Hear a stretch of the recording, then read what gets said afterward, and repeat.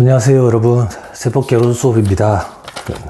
중간고사 기간이 끝났는데 우리는 중간고사 보지는 않고 강의로 대체했지만 중간고사 기간이 끝났는데 혹시나 몰라서 코로나 확진자 증감이 계속 들쭉날쭉 해가지고 혹시나 몰라서 한 주만 더 비대면으로 강의를 진행하는 걸로 그렇게 결정을 내렸어요. 그래서 다음 주부터는 실제로 대면 강의로 이루어질 거고 요번 주까지만 제가 강의를 촬영해가지고 업로드 시킬 테니까 그죠? 좀 불편하더라도 출석 제대로 인정받을 수 있도록 제때 수강을 해가지고 그렇게 불이익이 없도록 그렇게 좀 만전을 기해 주세요. 그죠? 자, 해볼게요. 제 기억이 맞으면 516페이지입니다. 516페이지. 배당소득 하면 될 것 같아요.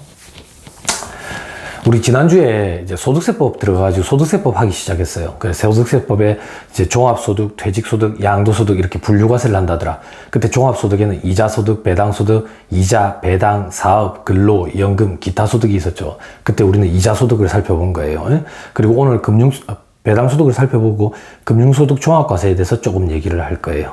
지난주 거랑 연계가 된다. 자, 배당소득의 범위. 자, 1번에 배당소득은 해당 과세기간에 발생한 다음의 소득으로 한다.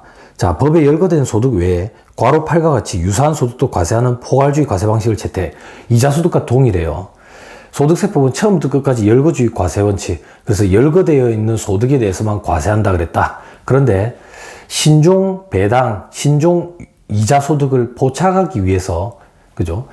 이자와 배당, 금융소득에 대해서만 유형별 포괄주의에 입각해 있다라는 표현을 썼어요.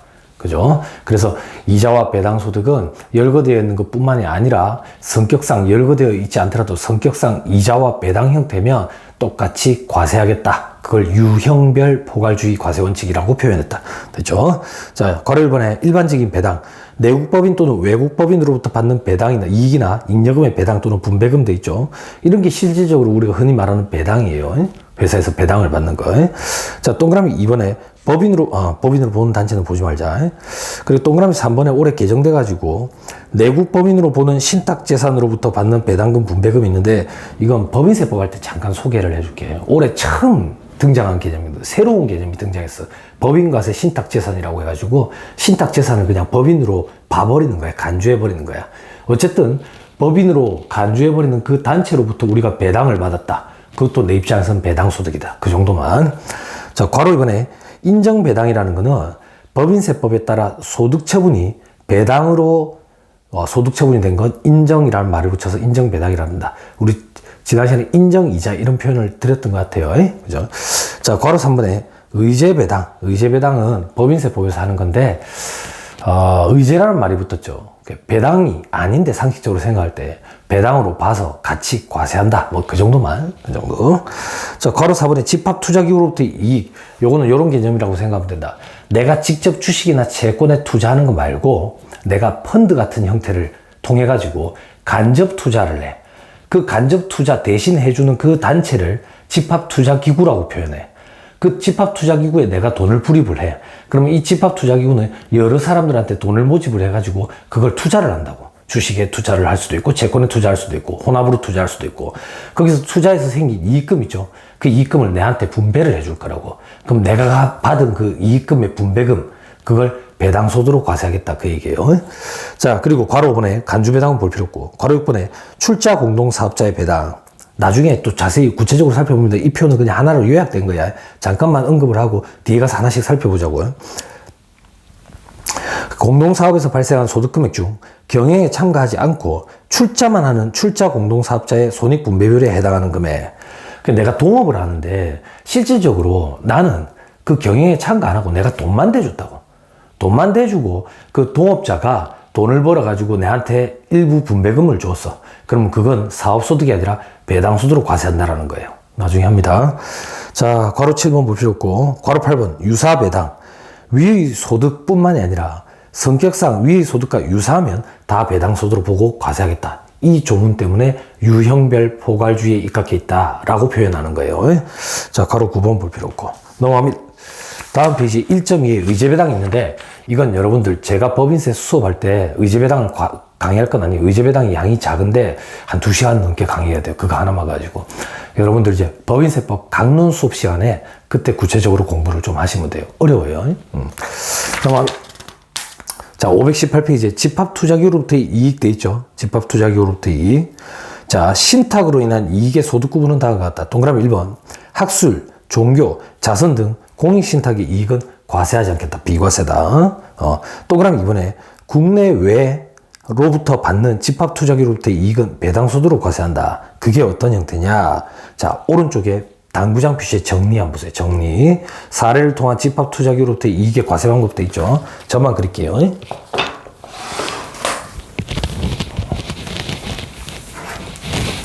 자, 우리예요. 우리가 투자자라고요. 검은색으로 해봅시다. 검은색이 잘 보인다라고 피드백을 주시더라고요.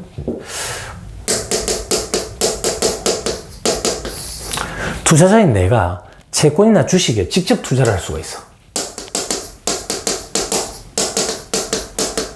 직접 투자 그냥 내가 직접 거래해가지고 돈 주고 산다 그 얘기예요. 그리고 간접 투자하는 방법이 있다.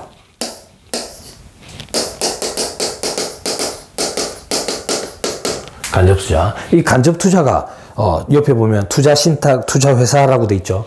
그죠? 이 회사들이 내가 준 돈을 가지고 여러 돈을 모아 가지고 이걸 투자를 한다고. 투자를 내. 이렇게 투자를 할 때 밑에 보면 상장 주식의 매매 차익 돼 있죠. 자, 상장 주식.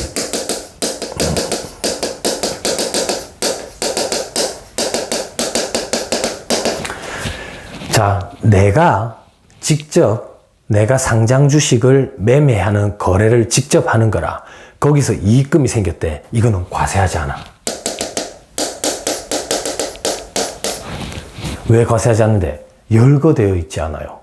열거되어 있지 않기 때문에 과세하지 않아요.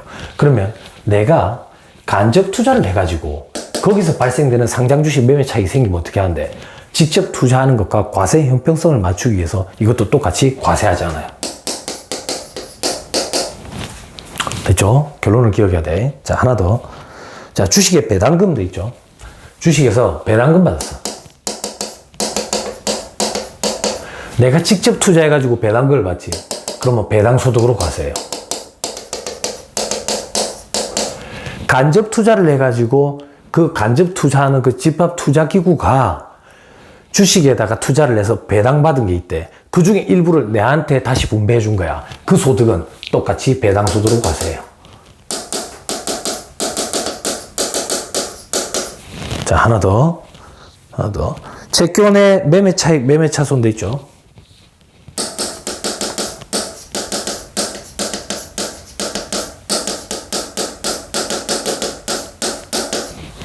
자, 채권의 매매 차익과 매매 차손은 직접 투자하는 경우에는 지난 시간에 했어요.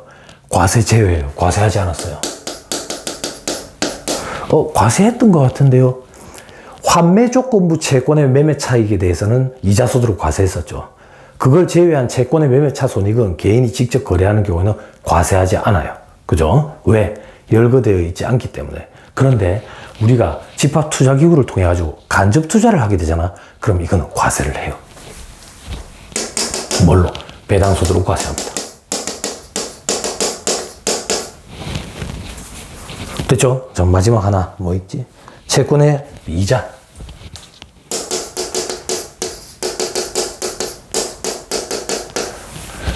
내가 직접 투자를 해가지고 채권에서 이자가 발생했대. 이자소득으로 과세해요. 우리 지난 시간에 공부했던 이자소득.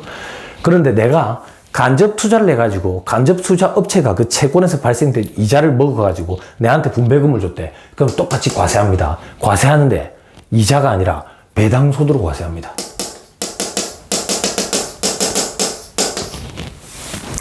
됐죠? 당구장 표시의 정리를 가지고 정리를 좀 해드렸어요. 여러분들은 요걸 좀 기억해야 돼요. 됐죠? 됐습니다. 넘어갑니다. 자, 그 다음 1.4에 출자 공동사업자 배당. 잘 보이죠? 네, 출자 공동사업자 배당. 자, 출자 공동사업자 배당은 뭐냐? 공동사업에서 발생한 소득금액 중 경영에 참가하지 않고 출자만 하는 공동사업자가 받는 손익분배비율에 해당하는 금액은 배당소득으로 과세한다 돼 있죠. 자, 밑에 사례를 봐봐요. 사례.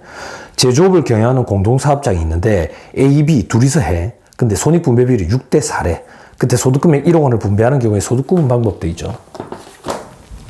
자, 여기 공동사업장이 있는 거야.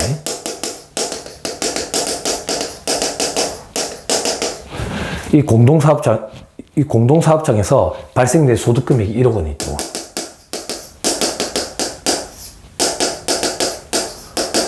그러면 공동사업장에 발생된 이 소득금액 1억 원을 공동사업자명에 과세하는 게 아니야. 이 공동사업을 누가 하고 있는데 A, B 둘이서 하고 있다고. 그때 손익분배비율은 60% 맞나? 얘가 60%, 얘가 40%라고. 그러면 공동사업장에 소득금액 1억 원이 발생하면 공동사업장을 바로 대상으로 봐서 과세하는 게 아니라 이 공동사업장의 소득금액을 손익분배비율로 뿌려주는 거라. 6천, 4천으로.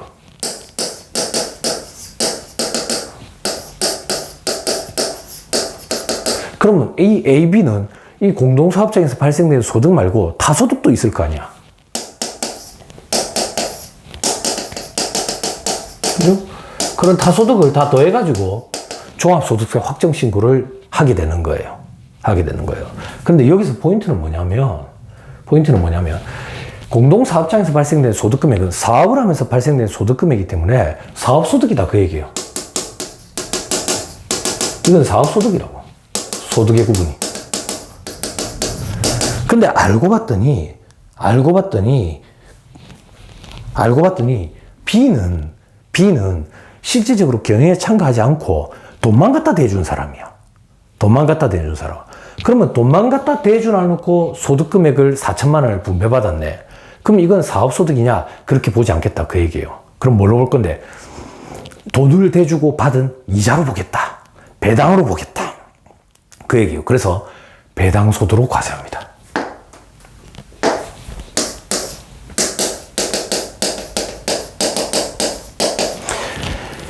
이 사람을 출자공동사업자라고 불러요.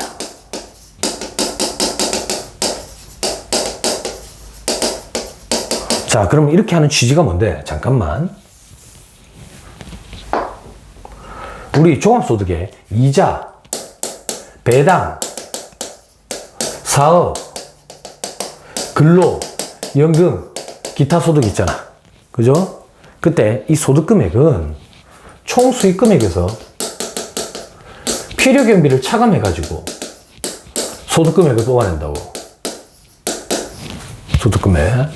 사업소득 아직 공부 안 했지만 잠깐 봐보면 사업소득이 총수익금액 얼마 있대. 필요경비 얼마 있대. 그럼 차감해가지고 소득금액이 얼마 된다고. 그런데 배당소득은 총수익금액이 있으면 필요경비 차감을 안 해주지. 그러면 소득금액이 사업소득으로 과세되는 것보다 더 크겠지. 더 무겁게 과세하겠다, 그 얘기예요. 무늬만 사업자고 실질적으로는 돈만 대주는 출자공동사업자인 경우에는 그가 분배받는 소득을 사업소득으로 과세하지 않고 배당소득으로 과세해가지고 훨씬 더 무겁게 과세를 하겠다, 그 얘기라고. 이게 출자공동사업자 배당이야. 됐나요? 됐죠? 그럼 어떤 사람이 출자공동사업자인데 520페이지에 첫 번째 달락 밑에 별 표시. 여기서 출자공동사업자란 다음 중 어느 하나에 해당하지 아니한 자예요.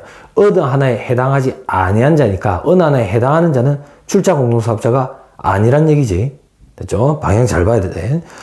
다시 여기서 출자공동사업자란 다음 중 어느 하나에 해당하지 아니한 자로서 공동사업 경영에 참가하지 아니하고 출자만 하는 자를 말한다. 자, 동그라미 1번. 공동사업에 성명 또는 상호를 사용하게 한 자. 동그라미 2번에 채무에 대해서 무한 책임을 부담하기로 한 자. 봐봐.